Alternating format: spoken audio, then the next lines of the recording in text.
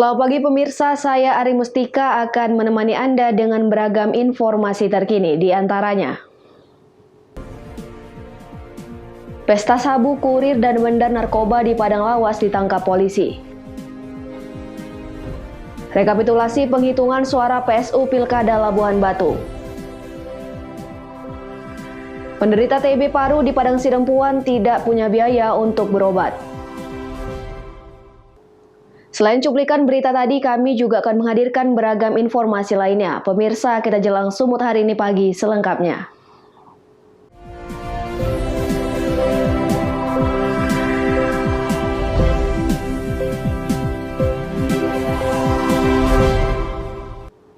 Kita ke informasi pertama pemirsa, bandar narkoba yang terkenal lihai menjalankan aksi bisnisnya akhirnya terjebak dan tertangkap Sat Narkoba Polres Padang Lawas. Sang bandar beserta kurirnya dan juga pemakai terpaksa harus menginap di Mapolres Padang Lawas. Penangkapan bandar narkoba inisial MNL 36 tahun, warga desa Parsombaan, Kecamatan Lubuk Barumun, Padang Lawas berawal dari penangkapan 3 orang yang sedang pesta sabu. Dari pengakuan ketiga tersangka, pemakai sabu barang haram tersebut diperoleh dari salah satu bandar berinisial MNL. Kemudian 3 tersangka kembali memesan 1 paket sabu. Namun yang datang mengantar sabu bukan bandar narkoba, melainkan 2 orang kurir suruhan bandar narkoba. Begitu kurir sampai di lokasi yang ditentukan, personel Sat Narkoba Polres Padang Lawas langsung menangkap kedua kurir. Kedua kurir mengaku disuruh untuk mengantar sabu di suatu tempat oleh MNL dengan barang bukti 6 paket sabu. Berdasarkan pengakuan kedua kurir narkoba tersebut, petugas langsung melakukan penangkapan terhadap bandar sabu di kediamannya di Desa Parsombaan, Kecamatan Lubuk Barumun. Penangkapan bandar narkoba ini berdasarkan hasil dari pengembangan, berawal dari penangkapan 3 warga Sigala-Gala yang sedang pesta sabu di dalam rumahnya. Ada tangkapan narkoba malam ini karena adanya informasi dari masyarakat ada orang melakukan pesta narkoba di Desa Sigala-Gala. Benar kita temukan atas nama Nurdin dan 2 orang temannya sedang melakukan penggunaan sabu di dalam rumah. Namun setelah itu kita lakukan pengembangan. Kemudian Nurdin menghubungi salah satu bandar untuk memesan sabu sebanyak 1 J. Tidak berapa lama kemudian datang Herman bersama dengan temannya 1 orang membawa sabu di dalam kotak rokok sebanyak 6 plastik. Kemudian kita amankan kedua orang tersebut. Lalu kita pertanyakan dari mana barang tersebut. Didapat dari seorang namanya Muhammad Nuh di Desa Persombaan. Kemudian kita melakukan pengejaran kepada Muhammad Nuh dan kita lakukan penangkapan di rumahnya. Untuk pemeriksaan lebih lanjut, ke-6 tersangka saat ini ditahan di Mapolres Padang Lawas untuk mempertanggungjawabkan perbuatannya. Arif Siregar melaporkan untuk Evarina TV. Pemirsa, petugas lapas kelas 2B Tanjung Balai, Sumatera Utara berhasil menggagalkan penyelundupan 1 paket kecil sabu yang diselipkan dalam pisang. Sabu dititipkan dalam makanan untuk berbuka puasa warga binaan. Seorang ibu rumah tangga berinisial BP 46 tahun ini terpaksa berurusan dengan pihak lapas dan Satuan Narkoba Polres Tanjung Balai atas kasus penyelundupan narkoba jenis sabu. YRT tersebut pasrah karena tidak mengetahui barang yang dititipkan padanya berisi narkoba. Muda Husni Kalapas kelas 2B Tanjung Balai menjelaskan modus penyelundupan sabu ini diselipkan dalam buah pisang. Sabu dalam pisang ini dicurigai petugas karena pisang masih berwarna hijau dan terkelupas. Rencananya sabu akan diberikan ke warga binaan dengan menitipkan makanan untuk berbuka puasa. Ada temuan yang didapatkan oleh tim layanan penitipan. Dulu kunjungan ke penitipan, ya, diduga barang sabu. Tapi tadi dugaan petugas tadi ini hijau pisangnya, hijau masih mentah gitu. Tapi kok pas diperiksanya terpegangnya kok ada yang lembek di ujungnya. Langsung dipencetnya, langsung dikupasnya, langsung itu agak ketahuan tadi. Modusnya sendiri disimpan sabu ini di dalam pisang ya Pak ya? Ya betul. Iya. Udah berapa kali modus seperti ini Pak? Nah ini baru kali ini. Untuk mempertanggungjawabkan perbuatannya, BP dibawa petugas guna menjalani pemeriksaan lebih lanjut. Wanda Pratama melaporkan untuk Evarina TV. Kita ke informasi selanjutnya, pemirsa. Wali Kota Tanjung Balai M. Syahrial telah ditetapkan sebagai tersangka dan ditahan oleh KPK. Golkar Sumatera Utara sendiri masih menunggu proses hukum di KPK sebelum menentukan langkah yang akan ditempuh terkait kepemimpinan Syahrial di Golkar Tanjung Balai. Syahrial ditetapkan sebagai tersangka usai KPK menggeledah kantor dan rumahnya pada Selasa pekan lalu. Ia bersama seorang penyidik KPK serta seorang pengacara resmi diumumkan sebagai tersangka 2 hari berselang atas dugaan kasus suap penyelidikan dugaan tindak pidana di Pemko Tanjung Balai. Syahrial sendiri merupakan ketua Golkar Tanjung Balai dan merupakan salah satu kader Golkar yang naik level usai Musa Rajeksa memimpin Golkar Sumatera Utara pada November tahun lalu. Sampai saat ini Golkar Sumatera Utara masih mengedepankan asas praduga tak bersalah. Syahrial belum dicopot dari jabatannya sebagai ketua Golkar Tanjung Balai. Meski demikian, Golkar Sumatera Utara meminta Syahrial mempertanggungjawabkan perbuatannya secara hukum. Golkar sendiri masih menunggu proses hukum yang bergulir di KPK sebelum menentukan langkah selanjutnya untuk menentukan status kepemimpinan Syahrial di Golkar Tanjung Balai.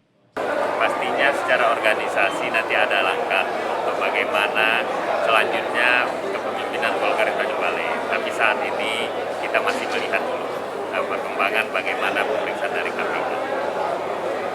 Terima kasih, Pak. Usai ditetapkan sebagai tersangka pada Kamis pekan lalu, Syahrial resmi ditahan KPK per 24 April hingga 3 Mei mendatang. Daniel Pekwali melaporkan untuk Evarina TV. Sumut hari ini masih akan kembali sesaat lagi, tetaplah bersama kami.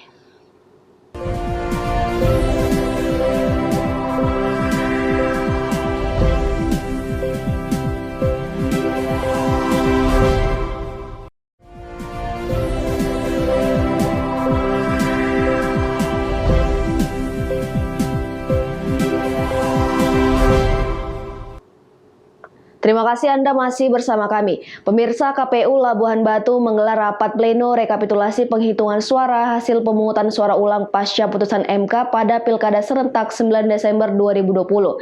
Dari hasil penjumlahan perolehan suara dengan hasil PSU di 9 TPS, pasangan nomor urut 2 Erik Atrada Ritonga dan Elia Rosa Siregar menempati peringkat pertama dengan perolehan 88.493 suara. Dengan mendapat pengawalan ketat dari personel kepolisian, KPU Labuhan Batu melakukan rekapitulasi suara hasil PSU pasca putusan MK pemilihan Bupati dan Wakil Bupati Labuhan Batu tahun 2020 di Aula Kantor KPU setempat Rantau Prapat, Labuhan Batu, Sumatera Utara. Ketua KPU Labuhan Batu Wahyudi menyebutkan pihaknya melaksanakan rekapitulasi untuk menetapkan perolehan suara pasangan calon Bupati dan Wakil Bupati Labuhan Batu hasil PSU pada 24 April 2021 kemarin, di mana dari hasil penggabungan perolehan suara pada Pilkada 9 Desember 2020 dengan hasil PSU di 9 TPS dengan sebelumnya dininggalkan 9 TPS yang melakukan PSU. Pasangan nomor urut 2 Erik Atrada Ritonga dan Elia Rosa Siregar menempati peringkat pertama dengan perolehan 88.493 suara. Disusul nomor urut 3 Andi Suhaimi Dalimunte dan Faizal Amri Siregar dengan perolehan 88.183 suara.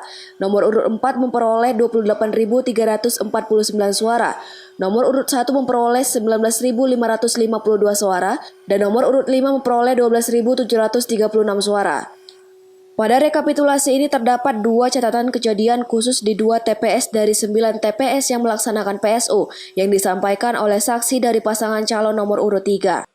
Dari hasil hari ini rekapitulasi yang merupakan penggabungan hasil perolehan suara pada tanggal 9 Desember tahun 2020, kemudian setelah dikurangi 9 TPS yang diputuskan oleh MK untuk digelar pemungutan suara ulang, maka hari ini hasil 9 Desember minus 9 TPS ditambah dengan 9 TPS hasil pemungutan suara ulang. Ada beberapa catatan khusus yang disampaikan oleh saksi pasangan calon, khususnya pasangan calon nomor urut 3 ya. bahwa adanya kejadian khusus terkait dengan pemilih yang terdaftar dalam DPT namun tidak menunjukkan KTPL, yaitu menunjukkan KK.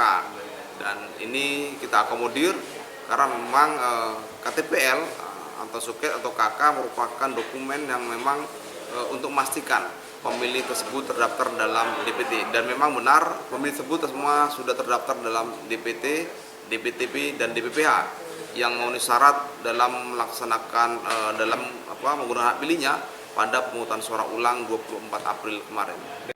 Sesuai dengan keputusan KPU tentang tahapan PSU, pada 30 April sampai 3 Mei 2021, KPU akan melakukan rapat pleno terkait penetapan pasangan calon bupati dan wakil bupati Labuan Batu terpilih di Pilkada serentak tahun 2020. Ucok Sitorus melaporkan untuk Evarina TV. Pemirsa, Satlantas Polres Langkat sejak dini mensosialisasikan kepada warga Langkat untuk tidak mudik saat Hari Raya Idul Fitri tahun ini. Sosialisasi larangan untuk tidak mudik dilakukan dengan membagi-bagikan takjil kepada pengendara yang melintas di depan Mapolres Langkat. 400 paket makanan berbuka puasa diberikan personel lalu lintas Polres Langkat saat sosialisasi untuk tidak mudik dan kegiatan operasi keselamatan Toba 2021. Pengendara kendaraan bermotor roda 2 dan roda 4 yang melintas di depan Mapolres Langkat langsung diberikan paket berbuka puasa. Takjil diberikan kepada pengendara kendaraan bermotor yang mematuhi peraturan berlalu lintas. Selain memberikan takjil, Polantas Polres Langkat melakukan sosialisasi kepada warga, khususnya yang mengendarai kendaraan bermotor agar tidak mudik selama liburan Lebaran tahun ini. Kegiatan apa ini Pak sekarang dikerjakan? Kegiatan ini adalah dalam rangka operasi keselamatan Toba 2021. Ya. Yang mana kegiatan ini pembagian takjil dalam bulan suci Ramadan ini, Ya. kita buat suatu inovasi bagi pengemudi roda 2, roda 3 yang mematuhi aturan lalu lintas. Ya, ya. Kemudian yang mengikuti protokol kesehatan. Ya. Kita memberi takjil untuk berbuka puasa. Oh. Kemudian dalam kegiatan ini kita mengimbau kepada seluruh masyarakat pada saat hari Lebaran nanti Ya. dilarang mudik karena sesuai instruksi Presiden dan instruksi Gubernur Sumatera Utara. Oh ya, ya. Oh. Larangan mudik di musim Lebaran sesuai dengan keputusan Presiden dan Gubernur Sumatera Utara. Gunarso KB melaporkan untuk Evarina TV. Pemirsa, seorang pelaku pencurian buah pinang warga di Dusun 5 Desa Sihalim Hasak, Asahan, Sumatera Utara dilumpuhkan warga dan diikat di pohon karena membawa senjata tajam. Warga sempat kesulitan karena pelaku berusaha menyerang saat diamankan. Warga Dusun 5 Desa Sihalim Hasak, Asahan, Sumatera Utara berhasil melumpuhkan pelaku pencurian yang meresahkan warga. Pelaku yang diketahui berinisial SL ini terpaksa diikat warga di pohon karena berusaha menyerang warga menggunakan senjata tajam. Pelaku beraksi menggunakan senjata tajam berupa samurai dan pisau. Penangkapan pelaku berawal saat pemilik lahan hendak memanen dan memergoki pelaku yang hendak mencuri pinang. Pelaku yang hendak ditangkap berusaha menyerang warga. Dibantu puluhan warga, akhirnya pelaku berhasil ditangkap. Jadi begini, ada laporan sama kita dari warga datang ke rumah, katanya ada pencuri pinang. Terus kami bergerak, rupanya warga udah ada di sana. Terus ketika mau dikejar, tangkap, dia melawan sama alatnya itu. Terus karena melawan, warga semakin banyak dipanggil ke sana ke ladang. Terus anaknya ditangkap karena dia bawa anak. Terus anaknya diamankan. Sesudah diamankan anaknya, jadi si pencuri ini, bapak ini agak menyerah lah dia. Petugas kepolisian yang tiba di lokasi langsung mengamankan lokasi untuk mencegah amarah warga terhadap pelaku dan membawanya ke Mapolsek Air Batu beserta barang bukti. Wanda Pratama melaporkan untuk Evarina TV. Sumut hari ini masih akan kembali sesaat lagi, tetaplah bersama kami.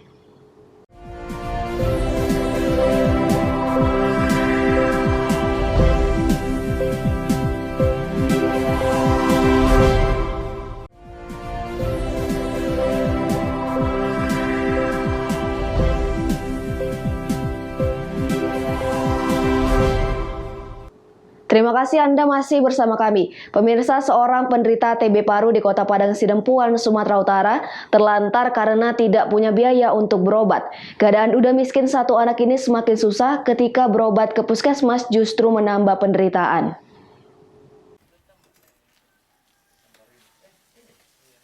Inilah rumah kontrakan Ahmad Agustina Hasibuan 44 tahun di Gang Harahap 2, Jalan M. Nawawi Harahap, Kota Padang Sidempuan, Sumatera Utara. Duda satu anak ini divonis dokter puskesmas menderita TB paru akut sejak akhir tahun 2020 lalu. Dalam proses pengobatan di Puskesmas Sadabuan, Kota Padang Sidempuan, penderitaan Ahmad Agustina semakin bertambah. Obat yang dikonsumsi ternyata memiliki efek samping terhadap tubuhnya sehingga mengalami bengkak seperti terbakar. Akibat efek samping obat ini, Ahmad Agustina menghentikan pengobatan di puskesmas dan memilih dirawat anaknya di rumah. Bahari Hasibuan, anak Ahmad Agustina yang masih duduk di sekolah menengah atas, mengeluhkan biaya hidup dan perobatan ayahnya. Bulan 12 itu. 1 bulan. Ceritanya seperti apa kok sampai berdarah-darah Pak dalamnya itu? Nah, itu kan karena batu itu ayah berobat ke puskesmas. Dikasih orang itu loh obatnya, 7 macam. Habis itu 5 hari dikonsumsi obatnya itu kan udah mulai datang total bang, macam alergi itu. Tapi lama-lamaan malah macam jadi luka bakar dia. Ayah ini sakit apa aja rupanya? Hari itu bilangnya paru.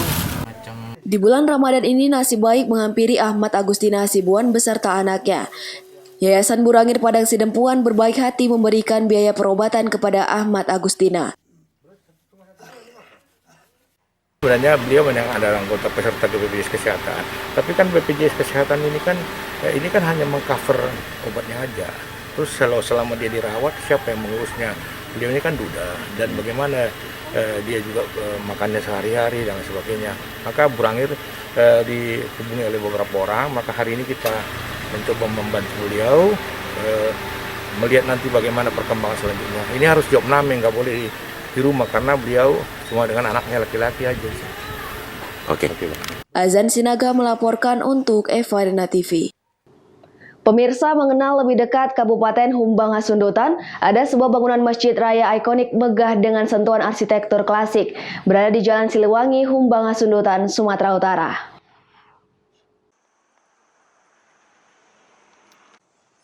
Memasuki kawasan Kabupaten Humbang Hasundutan, sebuah masjid raya bernuansa arsitektur klasik tahun 1944 berdiri megah. Berada di Jalan Siliwangi, Humbang Hasundutan, Sumatera Utara, masjid raya menjadi ikonik bagi umat muslim. Paduan warna hijau dengan kubah yang berukuran besar menambah megah bangunan masjid. Di dalam bangunan masjid, ruang demi ruangan tertata dengan penghubung tangga saling berbaris menuju 2 lantai bangunan. Hingga kini, desain bangunan masjid masih tertata meskipun telah melalui pemugaran dan tambah luas bangunan, namun tidak merubah pola konstruksi utama masjid. Menara masjid yang berada di garis depan menambah kesan dinamis dan menyambut jemaah yang berkunjung ke masjid. Menelisik di bagian dalam masjid, ruangan sholat kaum pria dengan wanita dibagi oleh sebuah susunan kayu tua ukir yang membentang membatas. Tidak hanya itu, imam masjid juga akan duduk di atas mimbar ukiran kayu klasik saat menyampaikan tausiah. Menyintas bagian atap kubah terdapat sebuah barisan ayat Al-Quran mengelilingi balkon kubah yang terlukis langit cerah. Identitas dari Masjid Raya merupakan sebuah bentuk kekayaan arsitektur klasik yang melambangkan kejayaan Islam di masa dahulu. Namun, hingga kini jejak riwayat Masjid Raya masih menjadi fenomena yang belum terungkap. Barisan makam Islam masa lampau menjadi susunan kisah yang dianyam pengurus masjid sebagai sepenggal kisah dari Masjid Raya yang megah. Di tahun 2007 kami menggali makam di Tanah Lapang Merdeka. Di situ ada satu nisan, satu makam yang mengatakan di situ kami gali bahwa petunjuknya itu ada tahun 1940. Jadi berjalannya waktu bahwa Masjid Raya Dolok Sanggul ini sudah berubah dari 3 kali pembangunan. Yang di pembangunan pertama dia sekitar 3 kali 4 bangunannya itu. Setelah itu berjalan lagi waktu jadi bisa sampai 6 kali 10. Dan inilah yang sekarang di tahun 2010 sampai 2015 jadilah ini bangunan yang baru ini. Nah, inilah dengan modal 40 juta tadi yang saya bilang itu, inilah jadinya bisa sampai 2,6. Alhamdulillah. Khususnya saudara-saudara saya yang non muslim, Nasrani. Karena kebetulan ada waktu itu di sini kejadian, saya lupa kejadian kebakaran di depan ini. Jadi karena kita waktu itu di sini masih minim muslimnya, mereka lah saudara-saudara kita itulah yang menjaga masjid ini, karena pada saat itu ini masjid dari kayu. Kerap menjadi pusat kunjungan traveler muslim, pengurus Masjid Raya menyediakan tempat peristirahatan musafir sembari beribadah sholat. Masjid Raya berada di kawasan minoritas pemeluk agama Islam, namun dalam perjalanannya kerukunan paguyuban muslim dan non-muslim masih terjalin dengan baik di Humbang Hasundutan. Masjid Raya kini berada di atas lahan seluas 1.186 meter persegi. Bagi Ramli Nababan, keturunan pewakaf masjid mengaku tidak menyimpan otentik riwayat masjid. Namun sebuah tulisan makam menjadi sebuah perkiraan identitas Masjid Raya. Pada masa lampau, masjid masih dibangun dengan ukuran 4 x 6 meter persegi. Kemudian berkembang dan menjadi bangunan saat ini, namun tidak merubah konsep utama masjid. Berbagai kisah kelam juga pernah dialami Masjid Raya, salah satunya bahwa masjid pernah nyaris terbakar saat kobaran api mendekati bangunan masjid saat melalap barisan rumah warga di sekitar masjid. Namun gagal setelah warga bahu-membahu memadamkan api. Kini Masjid Raya Humbang Hasundutan telah berdiri dengan panorama unik di dalamnya. Berdiri sebelum proklamasi kemerdekaan, Masjid Raya patut menjadi ikonik setelah melalui berbagai lintasan waktu dan zaman. Bagi umat muslim di Humbang Hasundutan, mengunjungi Masjid Raya menjadi daya tarik tersendiri. Melaksanakan ibadah sholat di masjid tua ini menjadi sarana pemersatu umat. Rahmat Tinton melaporkan untuk Evarina TV.